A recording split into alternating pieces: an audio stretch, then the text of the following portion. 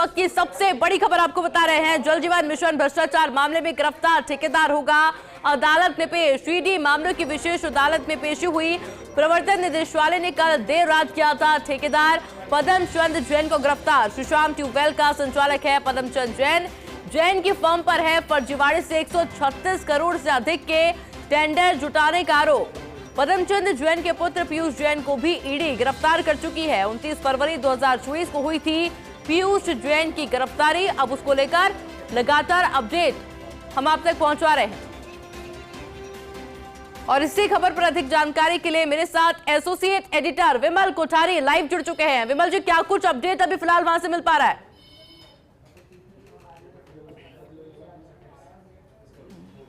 देखिए, इसमें अपडेट यही मिल पा रहा है कि जो पदमचंद जैन ठेकेदार हैं, जो श्री श्याम ट्यूबवेल कंपनी का संचालक भी हैं, और इस फर्म के ठेकेदार को ईडी अधिकारियों ने कल देर रात गिरफ्तार किया था। आज सुबह करीब 10:15 बजे के आसपास सीबीआई की जो विशेष अदालत क्रमांक 5 है, इसके ऊपर पेश किया है और सीबीआई ने पदमचंद जैन के लिए 5 दिन की ईडी की रिमांड मांगी है। अभी इसको पेश किया जा चुका है और ईडी के अधिवक्ता और सीबीआई के पदमचंद जैन के जो अधिवक्ता हैं, इन दोनों ने जज साहब के सामने अपना पक्ष पेश किया और ये बताया गया कि पदमचंद जैन काफ़ी बीमारियों से ग्रसित है। उसके मस्तिष्क में ट्यूमर से संबंधित कुछ बीमारी है। इसको लेके एसडीएमएच के कुछ डॉक्यूमेंट्स भी अदालत में पेश किए गए और अदालत से यह आग्रह किया गया है कि इसको बीमारी के इलाज के लिए जो दवाइयाँ चल रही है, वो दवाइयाँ लेने की अनुमति अदालत पे दी जाए और इसके अलावा इसको घर का खाना खाने की अनुमति अदालत ईडी को दे।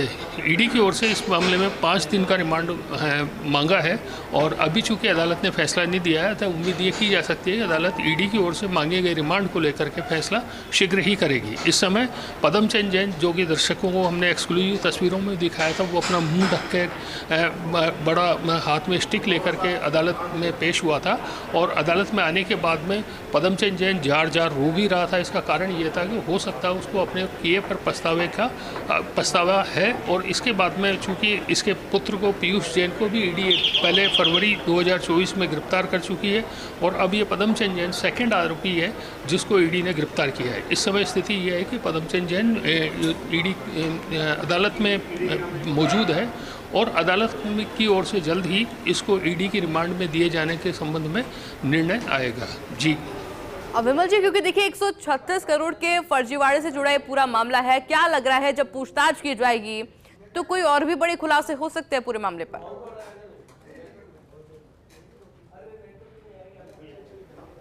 बिल्कुल, निश्चित रूप से और भी बड़े खुलासे होंगे। इसके अलावा मैं दर्शकों की जानकारी में ये भी देना चाहता हूँ कि ईडी ने जब पीएमएलए कानून के अंदर इस मामले में कार्रवाई की शुरुआत की थी, उसके बाद में कई जगह छापे मारे थे। अब तक 11 करोड़ रुपए से ज़्यादा की संपत्ति को ईडी प्रोविजनली अटैच भी कर चुका है और इस मामले में अब चूँकि ये माना जा रहा है कि पदमचंद जैन मुख्य मास्टरमाइंड है, इसलिए हो सकता है ईडी की ओर से जो पूछताछ हो, उस पूछताछ में कई नए खुलासे हो सकते हैं और ये भी आशंका जताई जा सकती है, जैसे कि हमने पहले भी बताया था दर्शकों को कि ये ईडी ने जब जेजेएम मिशन के अंदर भ्रष्टाचार की जांच शुरू की थी, उसके बाद में एक आईएएस अधिकारी जो जलदाय विभाग के सचिव थे, तत्कालीन सचिव थे, उनके यहाँ कार्रवाई की थी। जलदाय मंत्री के खिलाफ भी ईडी के अधिकारियों ने कार्रवाई की थी।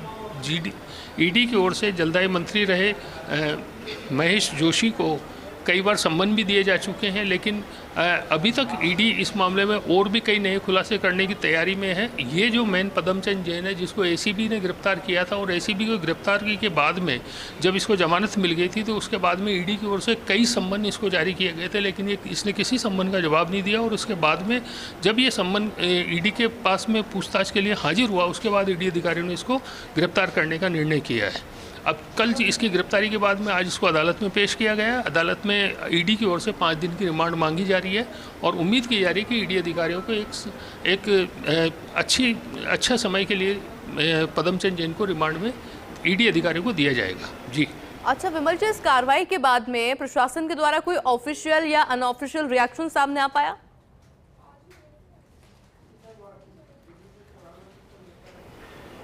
नहीं, अभी इस समय में चूंकि ये कार्रवाई ईडी की कार्रवाई बड़ी गोपनीय रही थी, बहुत कम लोगों को इसके बारे में पता लगा था। हमने दर्शकों को सुबह 8 बजे के आसपास जब इसकी गिरफ्तारी की पुष्टि हो गई थी, उसके बाद सबसे पहले खबर हमने ही ब्रेक की थी। फर्स्ट इंडिया न्यूज़ ने प्रमुखता से इस खबर को चलाया था कि इस मामले में जो मुख्य मास्टरमाइंड है पदमचंद जैन, उसको ईडी अधिकारियों ने गिरफ्तार कर लिया है। अभी तक प्रशासन की ओर से या जो जलदाय विभाग है उसकी ओर से किसी तरह की कोई रिएक्शन की जानकारी हमारे को अभी फिलहाल नहीं है। जी बिल्कुल। और विमल जी, जिस तरह से जानकारी आप दे रहे हैं, तमाम अपडेट्स आपने दिए, जिस तरह से कार्रवाई की गई है ईडी के द्वारा, एक स्टेप बाय स्टेप जरा समझाएंगे पूरे मामले को।